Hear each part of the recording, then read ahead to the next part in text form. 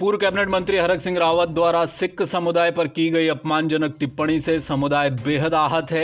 समुदाय के लोगों का कहना है कि हरक सिंह रावत का ये ओछा बयान स्वीकार्य नहीं किया जा सकता। देहरादून निवासी अमनप्रीत सिंह ने हरक सिंह रावत के बयान पर नाराजगी प्रकट करते हुए उनसे गुरुद्वारे में आकर माफी मांगने को कहा है।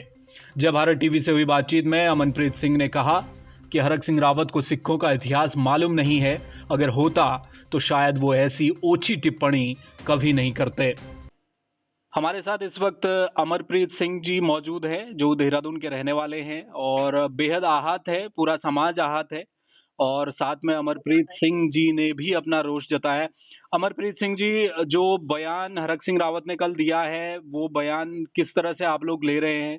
हालांकि ये जो पूरा मुद्दा था, इस मुद्दे के बाद अभी तक उनका कोई दूसरा इस तरह से बयान अभी आया नहीं है हरक सिंह रावत का। जी, जी।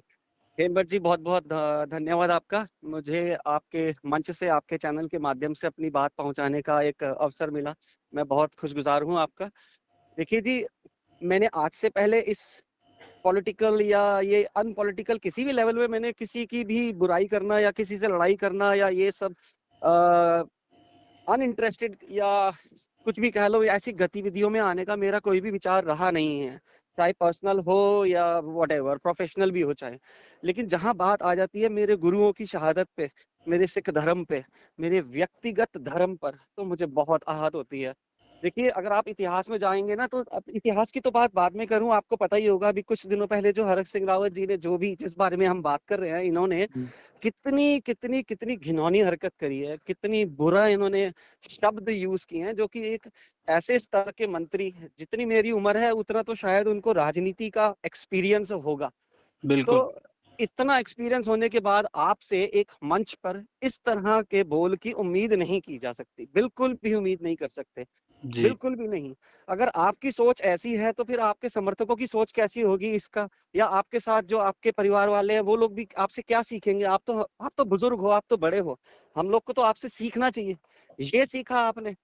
मैं हुँ। आगे बढ़ने से पहले आपको एक बात बताना चाहूँगा। 3 तारीख को रेस कोर्स में, देहरादून रेस कोर्स गुरुद्वारे में उत्तराखंड कांग्रेस कमेटी की तरफ से गुरु तेग बहादुर महाराज जी के शहीदी समागम के लिए उत्तराखंड कांग्रेस कमेटी ने ही वो प्रोग्राम ऑर्गेनाइज किया था।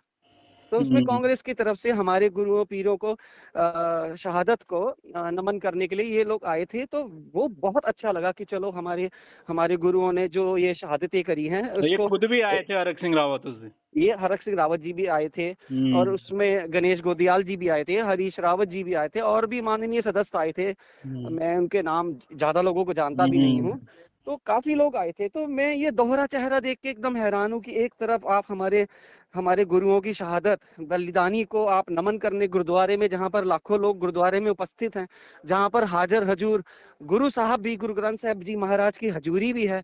आप लोग अपनी पूरी टीम के साथ वहाँ पर आके संगत के साथ में आप अपना एक चेहरा ये दिखा रहे हैं कि हम आपको नमन करने आए हैं। और हुँ। 4 तारीख को आप कचहरी में, जहाँ पर अधिवक्ताओं के हित के लिए या अनहित के लिए आई डोंट नो, आप अपनी बात रखने के लिए वहाँ पर कुछ गए हैं और वहाँ पर आप एक नौजवान सिख के ऊपर एक बहुत ही अभद्र टिप्पणी कर रहे हैं सबके सामने, ऑन कैमरा, ऑन या ऑफ कैमरा व्हाटएवर। आप हुँ। लोग ये कह रहे हैं कि सरदार जी 12 बज गए, 12 बज गए। इनसे, इन बेवकूफ़ों से ये पूछो कि क्या आपको मालूम भी है? ये तो क्या आपको बहुत इतिहास ऐतिहासिक है। मालूम भी है? बिल्कुल, आप मैं चाहता हूँ आप हमारे दर्शकों के लिए ज़रूर बताइए अमनप्रीत जी, जी, मैं क्योंकि ये बताऊँगा, तो ज़रूर बहुत बताऊँगा। मैं आपको ऐतिहासिक बातें हैं जो इससे जुड़ी हुई हैं 12 बजे से। जी, दरअसल 18वीं शताब्दी में जब अहमद शाह अब्दाली ने भारत पर हमला किया था ना, तब जी। सिख समुदाय के लोगों ने ही उनकी सेना का सामना किया था। उस समय सिख सेना के कमांडर थे सरदार जस्सा सिंह आलूवालिया जी। जी। उन्होंने अहमद शाह अब्दाली की सेना पर रात के समय हमला किया था, जिसे मध्यरात्रि के समय के रूप में जाना जाता था। उस हमले में सिख सेना ने अहमद शाह अब्दाली, जो जैसा कि मैंने अभी बताया, इस अहमद शाह अब्दाली को, सेना को भी हराया और इसके पक्ष से, इसके चंगुल से हिंदू महिलाओं, बहू, बेटियों को भी बचाया जाता था। बिल्कुल इतिहास है, जी, 1200 महिलाओं को बचाया था उन्होंने। जी, जी, बिल्कुल, जी। बिल्कुल, बिल्कुल। पता है अब बुरा बहुत लगता है कि सिख समुदाय के लोगों को ऐसे कहते हैं कि 12 बज गए या ऐसे कह के नहीं, पुकारा उसको जाता है। इसका मखौल अर्थ उड़ाने किसी को के मालूम नहीं। अंदाज में कहना, मखौल जी, जी। उड़ाने के अंदाज में कहना, ये जी, जी। बहुत गलत बात है। अच्छा अमरप्रीत सिंह जी, मैं आपसे ये जी। जानना चाहता हूँ, उस समय जब हरक सिंह रावत ने ये बयान दिया जो कि सोशल मीडिया में वायरल भी हो रहा है, जी, उसके तुरंत बाद उन्होंने माफ़ी भी माँगी वहीं पर, अगर आपने सुना होगा वो वीडियो, जी, जी। कि अच्छा मेरे जी, मुँह से निकल गया, मैं ये नहीं कहना चाह रहा था। वहीं पर जस्ट जैसे ही वो बोले, लेकिन बड़ा जी। हल्का-फुल्का अंदाज़ उनका था। तो आप लोग इसे कैसे ले रहे हैं? क्या देख उनकी माफ़ी ये आप लोग मान रहे हैं कि उन्होंने माफ़ी माँग ली है, या आपको अलग स्टेटमेंट चाहिए, या अपनी तरफ से आप क्या क्या सोचते हैं? देखिए, बात चाहे वो कह रहे हो कि मेरे मुँह से निकल गया, अरे दिमाग में आई थी, ज़हन में आई थी, मन में आई थी, तभी तो ज़ुबान पर आई। बिल्कुल। जी, आपका आपका मन, आपका दिमाग, आपका ज़हन, मतलब आपका जो अंदर है वो अभी पवित्र हुआ ही नहीं है, तभी तो आपके मन में अभी भी रोष है हम सिखों से लेकर। मतलब हम एक आपका खाली एक मज़ाक का पात्र हैं। आपके लिए तो बस एक टाइम ऑफ अटेंडेंस है कि आपको बोला गया कि 3 बजे गुरुद्वारे जाना है, वहाँ पर आके बस कैमरे के आगे बैठना है, तो आप लोग पूरी टीम के साथ गुरुद्वारे में आ गए। वहाँ आपने मत्था टेका, गुरु से आशीर्वाद लिया, और अगले ही दिन किसी गुरु के सिख की ऐसी बेइज्जती कर दी, और वो एक गुरु के सिख की नहीं है, वो हमारे गुरु की ही है, वो जस्सा सिंह आलूवालिया की ही बेइज्जती है। हुँ, जी। और बिल्कुल। मैं आप तो सीनियर पर्सन है मेरे से, मुझे ज़्यादा ज्ञान नहीं है, लेकिन जितना मुझे ज्ञान है मैं इतना बता सकता हूँ कि भारतीय दंड संहिता के तहत किसी भी धार्मिक भावनाओं को आहत करने वाले बयान या टिप्पणियों पर कानूनन कार्रवाई की जा सकती है। इसमें आईपीसी की धारा 295 ए, आईपीसी की धारा 298 और आईपीसी की ही धारा 153 ए के तहत इनके ऊपर कानूनन वाद भी हो सकता है।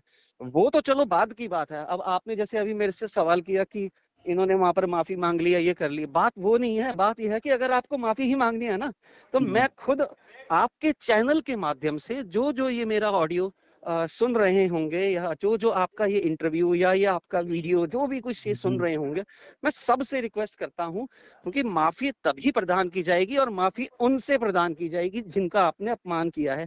आप जाइए हुँ, रेस कोर्स गुरुद्वारे में, क्योंकि 3 तारीख को आप वहीं पर ही उन्हीं की बलिदानी को कोटान को बिल्कुल, नमन कर बिल्कुल। रहे थे। हुँ, 3 तारीख को आप उनकी बलिदानी को नमन कर रहे थे, और 4 तारीख को आप उन्हीं की फ़ौज का उन्हीं का ही मज़ाक बना रहे हो। हुँ, तो आप अपने ऑर्गेनाइज़र्स के साथ जाइए वहाँ पर, दोबारा से मत्था टेकिए, और सारी संगत जो उस समय वहाँ पर संगत थी ना, सारी संगत के सामने, क्योंकि संगत ही गुरु का रूप है और गुरु का रूप ही हुँ, संगत है। बिल्कुल, आप वहाँ पर जाइए और उनके सामने संगत से माफ़ी माँगिए, संगत भी आपको माफ़ करेगी और गुरु खुद भी आपको माफ़ करेंगे।